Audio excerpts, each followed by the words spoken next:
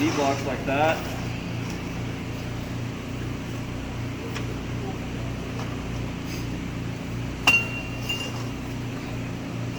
How do you go here actually?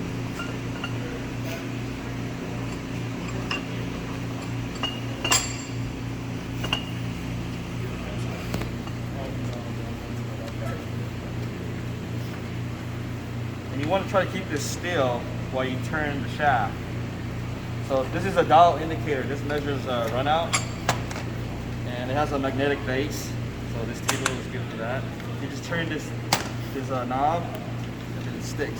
See, so it doesn't move. So we can start with this lobe here, right? Kind of have to make your. Anyone got a pencil? You have the lab sheet? Yeah. Turn to that page. I don't have a pencil there. That's all right. Look, get a picture of that. That's what we're doing. Okay. And just gotta find the right positioning. That one. You ever use this? Not this dial indicator. This one like this. Yeah, this one has the magnetic base. Lock it. Scoot it back a little bit.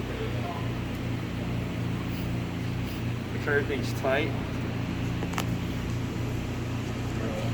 And then get a close up on the gauge. We're gonna zero it out. Oh.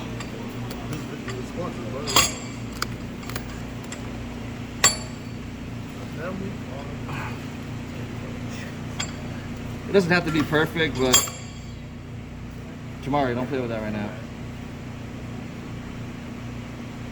So that's zero. See that? And then get close, and then you just you're gonna turn it,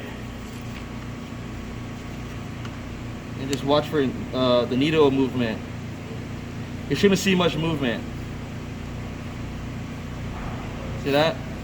It's only bouncing around the zero, one line. See that? That's like 0.0001. Okay? You're gonna do that with every lobe, and that's pretty much it, right? So you just measure on these? Just these, yeah. And then if you want to get the tip here, you just kind of move this over, and then get that end right there.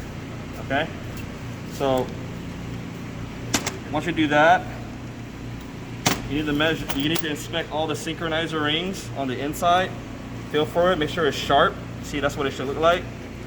You run your nail across it, it should catch. If it's flat or dull, then that's bad. And you're gonna check all the gears, the hub, the bearings, and everything. Okay?